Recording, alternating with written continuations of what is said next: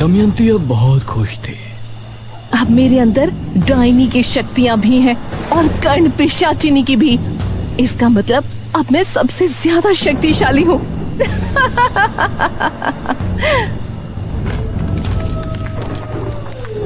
दमयंती ने राक्षसी देवी को प्रणाम किया और फिर राजा भीम सिंह के महल की तरफ चली गई।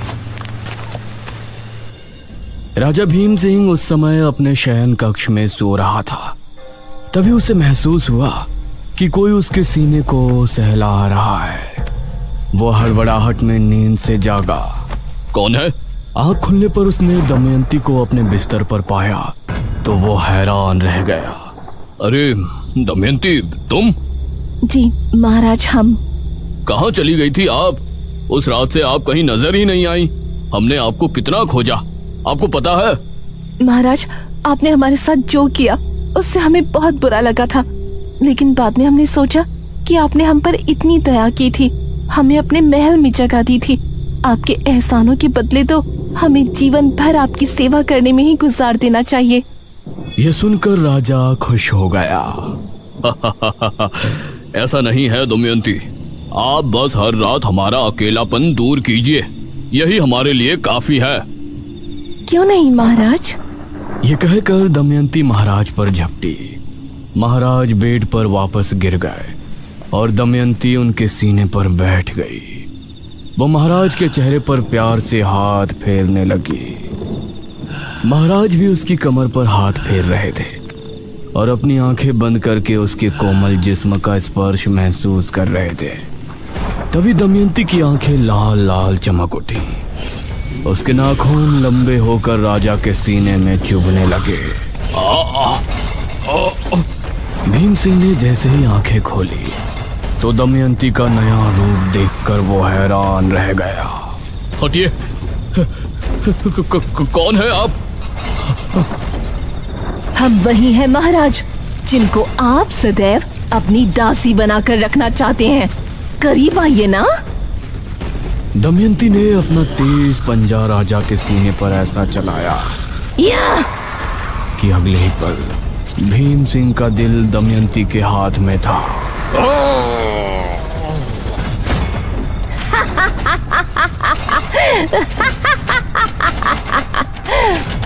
राजा भीम सिंह को खत्म कर दमयंती खिड़की से बाहर कूद गई और बिजली की रफ्तार से वहां से भाग निकली। वो अब बहुत खुश थी। उसके बाद वो सीधा अपने माँ बाप के पास पहुंची।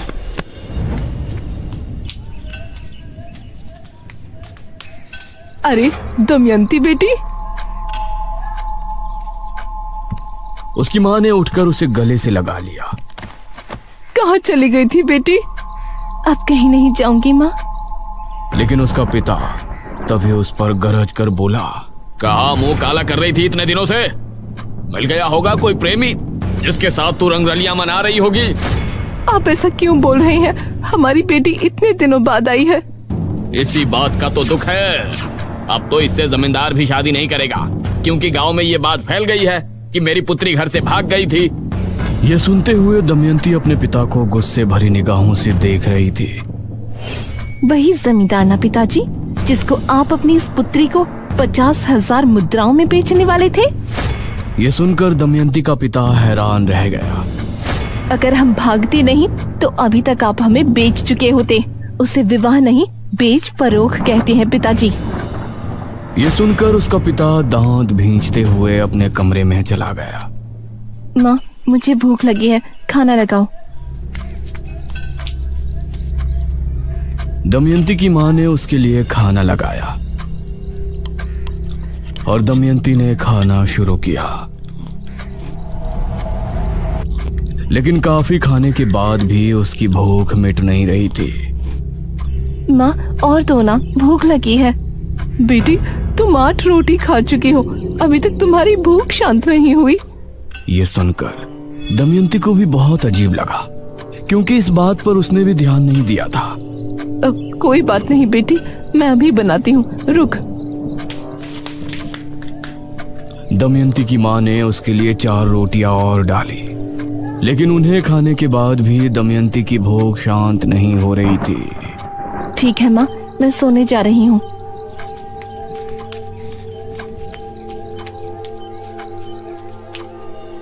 ये मुझे क्या हो रहा है? इतना खाने के बाद भी भला मैं भूखा क्यों महसूस कर रही हूँ?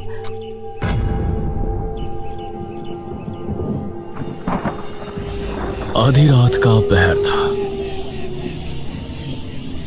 चारों तरफ घना जंगल।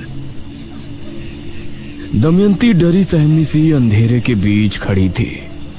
ये मैं कहाँ आ गई? क्या मैं सही जगह हूँ? वो इधर उधर देख रही थी, लेकिन घने जंगल के अलावा कुछ भी नजर नहीं आ रहा था। तभी उसे एक आवाज सुनाई दी। यह आवाज सुनकर वो अचानक से डर गई और झाड़ियों के बीच जा छिपी। उसने देखा कि 4 आदमी कंधे पर एक ताबूत उठाए आगे बढ़ रहे हैं और उन्हें पहचानते ही वो बेहद डर गई। हे काली दुनिया की देवी, मुझे बचा लीजिए। वो चारों दमयंती के जितना करीब आ रहे थे, उसके दिल में खौफ और भी ज्यादा बढ़ता जा रहा था। वो उस तक पहुंचने ही वाले थे, तभी अचानक उसे झटका लगा। उसने पाया कि वो जमीन पर पड़ी है, क्योंकि वो तभी खाट से नीचे गिरी थी। ये भी स्वप्न था? इतना कुछ हो गया जिंदगी में, लेकिन ये स्वप्न अभी भी वहीं का वहीं है। उसने उठकर पानी पिया।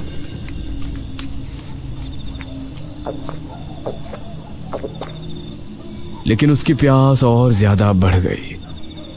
क्या हो रहा है मुझे? उसके शरीर में सिहरन होने लगी थी और उसकी आंखें अपने आप ही लाल होने लगी थी। वो उसी समय जंगल की तरफ भाग निकली। उसके नाखून लंबे हो गए और वो बहुत गर्मी महसूस करने लगी। उसकी चमड़ी भी भयानक हो गई थी। ये मुझे क्या हो रहा है?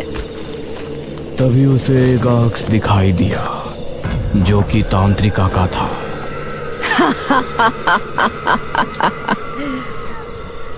तांत्रिका? तूने मुझे मारकर मेरी शक्तियां तो ले ली है ना? तू भी अब मेरी तरह डायनी बन चुकी है। तुझे अब रोजाना एक इंसान का खून पीना होगा, तभी तू खूबसूरत और जवान रह सकेगी। यह कहकर वो आग से गायब हो गया और ये सुनकर दमयंती के पैरों तले जमीन निकल गई। वह तेजी से गांव की तरफ दौड़ी। उसे बहुत प्यास लगी थी और अब उसे बर्दाश्त नहीं हो रहा था। वह चौक पर खड़ी गांव के घरों को देख रही थी। इनमें से किसी घर में जाकर अपनी प्यास बुझानी पड़ेगी, वरना मैं ऐसे ही बदसूरत बनी रहूंगी। तभी उसे सामने एक आदमी आता हुआ नजर आया, जिसने खुद को चादर से ढका हुआ था। वो बिजली की रफ्तार से भागी और उस पर झपट पड़ी। वो उसे लेकर झाड़ियों में गिरी और अगले ही पल झाड़ियों से उस आदमी के चीखने की आवाजें गूंजने लगी।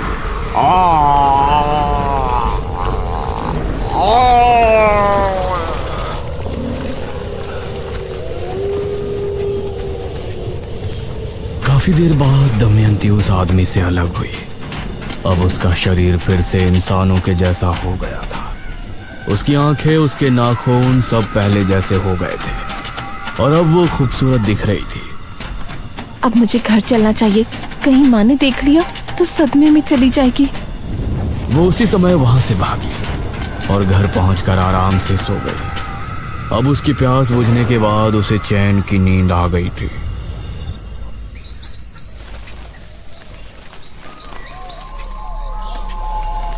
अगली सुबह घर में अजीब सा मातम सुनकर उसकी आंख खुली।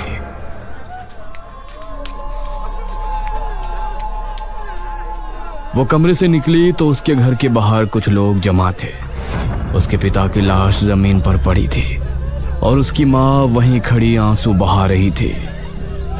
ये क्या? ये कैसे हुआ? जरूर इस पर किसी जानवर ने हमला किया होगा। पूरे शरीर से खून गायब है। उसने देखा कि उसके पिता के लाश के पास वही चादर पड़ी थी जो उस आदमी ने ओढ़ी थी, जिसका शिकार उसने पिछली रात को किया था। यह जानकर उसके पैरों तले जमीन निकल गई कि उसने अपने ही पिता को मार दिया था।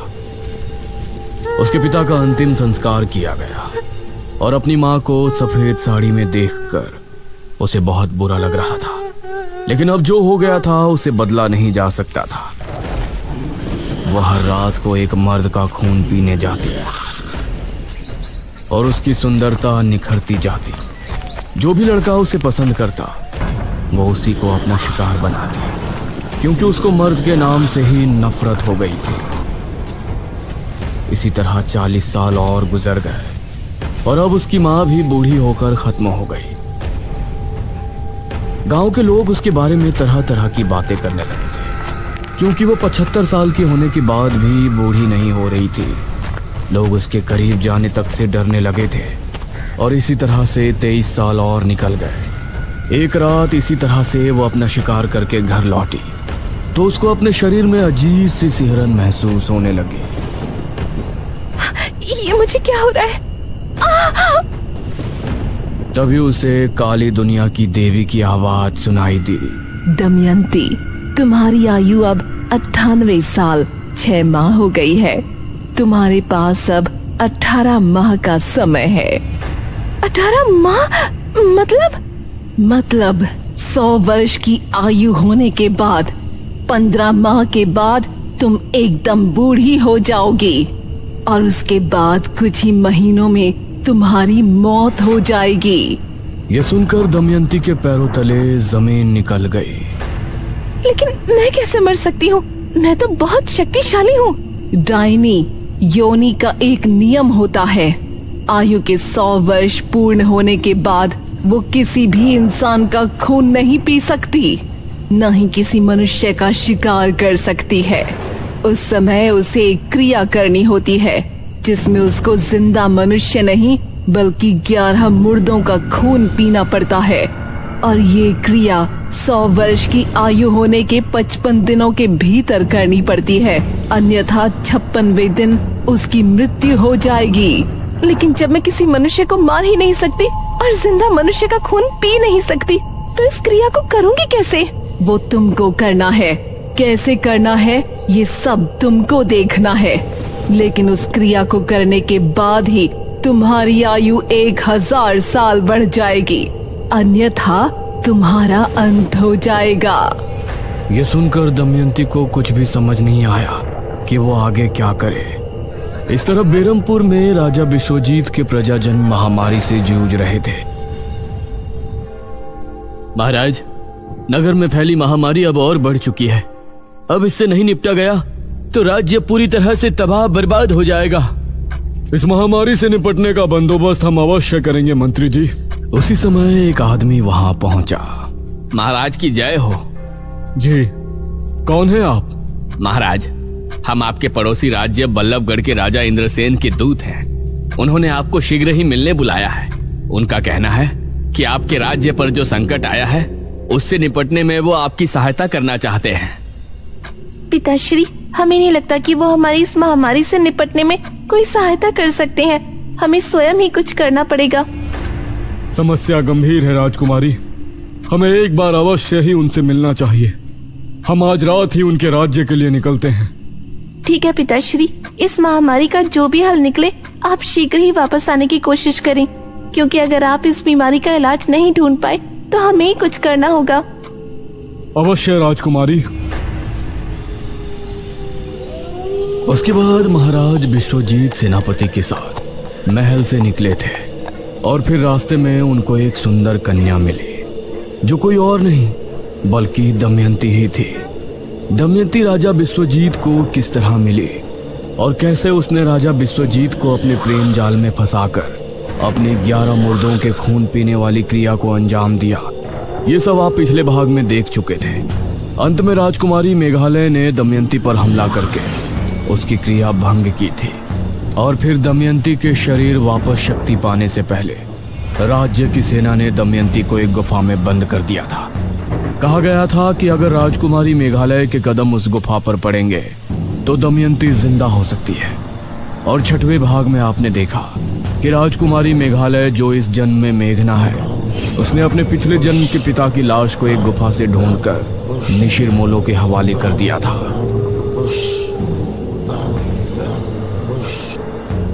और फिर अपने शहर वापस आ गई थी। लेकिन भाग के अंत में हमने देखा था कि दमयंती एक ताबूत से बाहर आ गई है जो कि उसी गुफा में रखा था। वो कैसे वापस आई और अब आगे क्या करने वाली है, ये सब जानने के लिए आइए देखते हैं आगे की कहानी। तभी जनकपुर का माहौल बदल गया था। तेज तूफानी हवाएं चलने लगी और आसमान में काले बादल छा गए। हे भगवान, आज तो लगता है तूफान आने वाला है। आसमान में बिजली कड़क कर बार बार गुफा पर गिर रही थी। उसकी गहराई में एक और ताबूत रखा था जो पिछली बार भी हमने देखा था। उसके अंदर से धम धम की आवाज हुई और फिर उसका ढक्कन खुल गया। धीरे से उसके अंदर से दमयंती बाहर आई। उसके चेहरे पर अजीब सी मुस्कान थी। उसकी आंखें लाल लाल चमक रही थी और नाखून बहुत पैने हो गए थे। हम जाग उठे हैं, हम फिर से आजाद हो गए, आजाद हो गए हम। वो भयानक अंदाज में हंसती हुई गुफा से बाहर की ओर बढ़ गई। उसके चेहरे पर एक रहस्यमय मुस्कान थी जो आने वाले खतरे की तरफ इशारा कर रही थी। वो तालाब के किनारे पहुंची तो उसे पानी में उसका अक्स नजर आया। उसने पाया कि वो बूढ़ी दिख रही है। अरे ये क्या, मैं बूढ़ी कैसे हो सकती हूँ? मेरी आयु तो 1000 साल हो गई थी। तभी उसे तांत्रिका की आवाज सुनाई दी। घबरा नहीं, पहले के जैसे अब तुझ में कमजोरी नहीं आएगी। लेकिन मैं बूढ़ी क्यों हो गई? इस तरफ मेघना इशिता से बात कर रही थी। इशिता, वो दमयंती किस गुफा में है? इसका पता तो हमने लगाया ही नहीं ना। अरे यार, हम उस गांव में गए थे मृत्युंजय अमृत का सैंपल लाने। उसके बाद तू वहाँ की राजकुमारी निकली। निशिर मोलो से हमारा सामना हुआ और आखिर में तूने उन्हें महाराज की लाश देकर हमेशा के लिए वापस भेज दिया। अब इस चैप्टर को क्लोज करना यार। उस दमयंती का क्या हुआ? तू इस बारे में क्यों सोच रही है? नहीं, हमें उसके बारे में पता होना चाहिए ना। ओ बहन, तू अब काम पर ध्यान दे। दमयंती तब तक जिंदा नहीं होगी जब तक तू उस गुफा में कदम नहीं रखेगी जिस गुफा में उसे रखवाया गया था। और हमें तो उस गुफा के बारे में कुछ पता ही नहीं है। इसका मतलब न तू कभी उस गुफा के अंदर जाएगी न कभी वो वापस उठेगी। ये सुनकर मेघना चुप तो हो गई, लेकिन उसके दिमाग में अभी भी बहुत से सवाल चल रहे थे।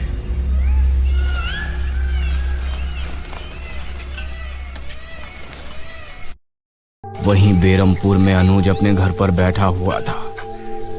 अरे खाना खाएगा या नहीं? कब से इसी सोफे पर चिपक के बैठा है? माँ, मुझे भूख नहीं लग रही है।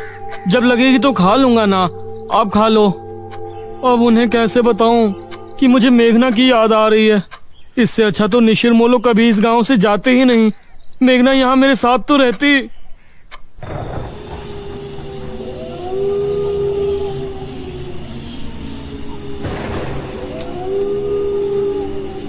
इस तरफ दमयंती जो अब बूढ़ी हो चुकी थी, उसको समझ नहीं आ रहा था कि उसके साथ ऐसा क्या हो रहा है। तभी उसे एक आवाज सुनाई दी और उसने आसमान में देखा। अरे ये क्या चीज है जो आसमान में उड़ रही है? ये तो कोई विमान लगता है। उसने आंखें बंद की तो उसे विमान में बैठे हुए लोगों की आवाजें सुनाई दी। अरे इस विमान में मनुष्य बैठे हैं। मतलब इस युग में मनुष्य हवा में उड़कर यात्रा करते हैं। ये संसार इतना आगे निकल गया है। ऐसे में कितने सालों बाद उठी हूँ। कहीं मेरे 1000 वर्ष पूरे तो नहीं हो गए। तभी उसे जोरों की प्यास लगने लगी। बहुत प्यास लगी है। कोई शिकार ढूंढना पड़ेगा। वो अब गांव की तरफ बढ़ गई। जनकपुरी में सभी गांव के लोग अपने अपने घरों में घुस गए थे। इस तरह का तूफान तो जनकपुरी में कभी नहीं आया। इतनी तेज हवा, कहीं घर की छत छप्पर ना उड़ जाए। जहां सभी गांव के लोग घरों में घुस चुके थे, वहीं कोई था जो कि अभी भी गलियों में भटक रहा था। बड़े दिनों के बाद चोरी करने का प्लान बना था। इस कमबख्त तूफान ने सब खराब कर दिया। अब तो घरों में सभी लोग जाग रहे होंगे, चोरी भी नहीं कर पाऊंगा। तभी उसे सामने से दमयंती आती हुई नजर आई। अरे ये बूढ़ी कौन है? वो आदमी कुछ कदम बढ़ाकर दमयंती के पास पहुंचा। दमयंती उसको ऊपर से नीचे तक देखने लगी। इसने कितने विचित्र वस्त्र पहने हैं। शायद इस जमाने के लोग यही पहनते हैं। अरे अम्मा, इतने तूफान में कहाँ जा रही हो? घर चली जाओ। इसको सुनसान जगह ले जाकर इसी का शिकार कर लेती हूँ। बेटा, मैं अपने घर ही जा रही थी, अपनी पुत्री से भेंट करके आ रही हूँ। भेंट करके? वो क्या होता है? अब मतलब मिलकर आ रही हूँ बेटा, लेकिन अब चला नहीं जा रहा। कोई बात नहीं अम्मा जी, आओ, मैं आपको घर छोड़ देता हूँ। आइए, मेरी पीठ पर चढ़ जाइए। उस आदमी ने दमयंती को अपनी पीठ पर बैठा लिया और आगे बढ़ गया।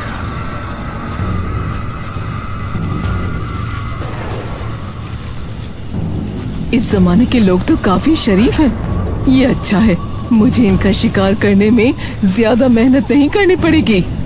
तभी वो आदमी मन में सोचने लगा, इस बुढ़िया के घर में कोई नहीं रहता होगा, तभी तो अकेली आ रही है।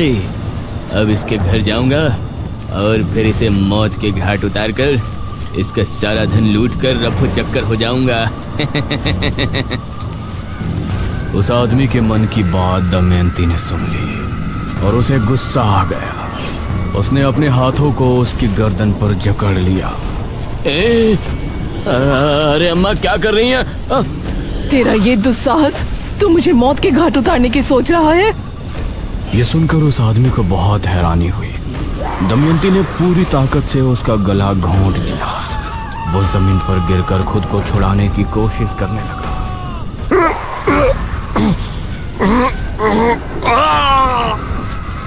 उसकी चीख सुनकर आसपास पेड़ों पर बैठे पक्षी फड़फड़ाते हुए फिजा में उड़ गए। दमयंती उसे पूरी तरह से खाली करके उठ खड़ी हुई।